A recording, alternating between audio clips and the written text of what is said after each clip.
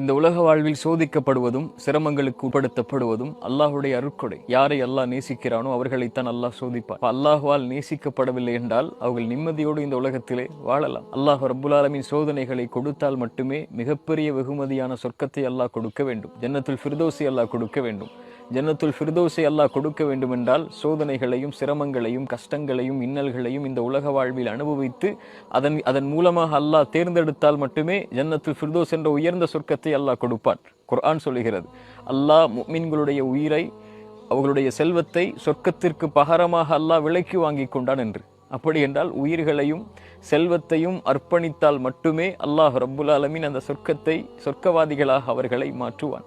சோதனை வருகிறது, சிரமங்கள் வருகிறது, கஷ்டங்கள் வருகிறது, இன்னல்கள் வருகிறது என்றால் அல்லாஹ்விடத்திலே உறுதியை கேட்டு தைரியமாக அதை முன்னெடுத்து செல்லுங்கள்.